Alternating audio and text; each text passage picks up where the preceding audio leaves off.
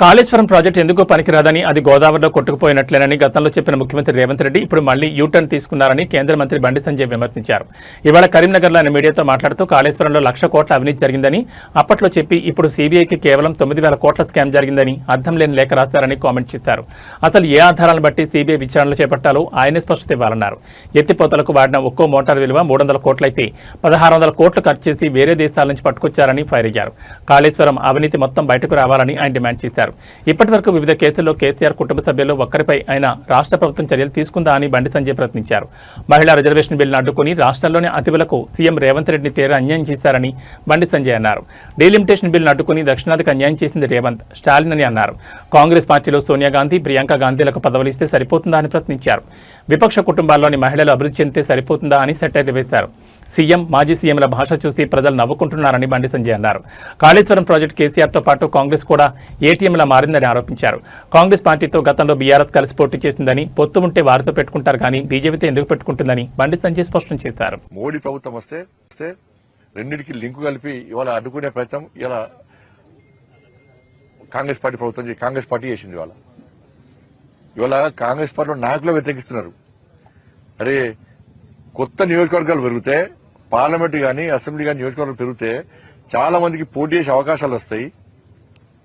మేము నాయకులు అవుతాం, మేము ఎమ్మెల్యేలు అవుతాం, ఎంపీలు అవుతామని చెప్పి ఆశపడుతున్నటువంటి ఆ నాయకులు అందరు ఆశ మీద నీళ్లు జరిగినటువంటి వ్యక్తులు ముఖ్యంగా రేవంత్ రెడ్డి గారు, స్టాలిన్ గారు, వీళ్ళిద్దరే కారకులు. దీనికి కాంగ్రెస్ పార్టీ నాయకుల విషయాలు మాట్లాడారు రాష్ట్ర ముఖ్యమంత్రి. నీ గురించి ఏమనుకుంటారని అది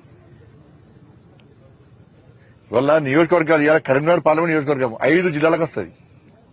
5 జిల్లాలు, 2 మండలాలు, 3 మండలాలు, 4 మండలాలు. అసెంబ్లీకి సంబంధించి కూడా కొన్ని దేశంలో కొన్ని నియోజకవర్గాలు 5 లక్షల ఓటర్స్ ఉన్నారు.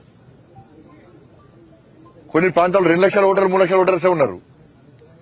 అస్తవ్యస్తంగా ఉన్నటువంటి దీన్ని బాగు చేయాలనే లక్ష్యంతో డీలిమిటేషన్ ద్వారా సీట్ల సంఖ్య పెంచాలని చెప్పి నరేంద్ర మోడీ ప్రభుత్వం భావిస్తే ఇవాళ మహిళా బిల్లును వ్యతిరేకించారు, డీలిమిటేషన్ వ్యతిరేకించారు.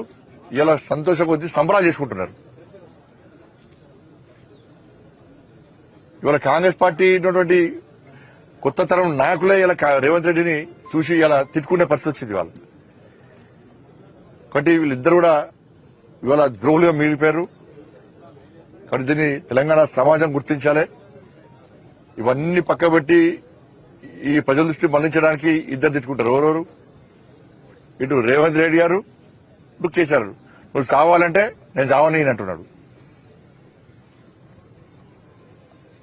ఇది అబద్దాల కూర అని చెప్పి రేవంత్ రెడ్డి గారు కేసీఆర్ అంటే ఎదవా, దరిద్రుని ఏం తిరుగుతున్నాడు. వీళ్ళ భాష కదే, వీళ్ళిద్దరు భాష కదే. ఇవాళ మీరిద్దరు కాదు, ఇవాళ మీ సావుల వల్ల ఇవాళ తెలంగాణ ప్రజలు చచ్చిపోతున్నారు. తెలంగాణకి ఏం దరిద్రం, మీరిద్దరే దరిద్రమే తెలంగాణకు. ఇక రాహుకేతు స్టోరీ తెలిసి కదా మీకు. రాహుకేతుది ఎందుకంటే అమృతం కోసము రాక్షసులు, దేవతలు క్షీరసాగర మదనం చేస్తారు. చేస్తుంటే సూర్యచంద్రుల మధ్యలో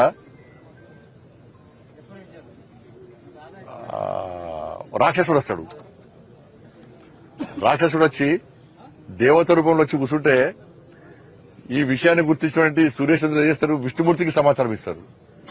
మోహిని రూపంలో ఉన్న విష్ణుమూర్తి వచ్చి ఆ రాక్షసుని అమృతం తీసుకున్న తర్వాత ఆ గొంతులో ఉన్నటువంటి అమృతము కడుపులోకి పోకుండా ఉండాలని చెప్పి ఆలోచనతో సుదర్శన శక్తితో తల నరికేస్తాడు. అందుకే పైన తల రాహు అవుతాడు, మొండెం కేతు. రేవంత్ రెడ్డి రా అంటే రాహు, కేతు రేవంత్ రెడ్డి, కేసీఆర్ కే అంటే కేతు కేసీఆర్. ఇదే దరిద్రం తెలంగాణకు. రాహు కేతులకే మారిపోయారు. ఈ శని పోవడానికి ఇలా తెలంగాణ సమాజం పూజలు చేస్తున్నారు. మా బతుకులు ఇట్లా ఆగమవుతాయి, దరిద్ర బతుకులు అయిపోయినాయి, మా భిక్ష బతుకులు అయిపోయినాయి చెప్పని. కాళేశ్వరం చెప్పి నేను రాష్ట్ర ముఖ్యమంత్రి గారిని కోరుతున్నా. కాళేశ్వరము 1,00,000 కోట్ల స్కామ్ జరిగిందా, 9,000 కోట్ల స్కామ్ జరిగిందా? ఫస్ట్ దాని క్లారిటీ. కాళేశ్వరం ఏటీఎం గతంలో కేసీఆర్ గవర్నమెంట్ లో కాళేశ్వరము కేసీఆర్ కుటుంబానికి ఏటీఎం లెక్క మారింది వాస్తవం. ఈ రోజు కూడా మళ్ళీ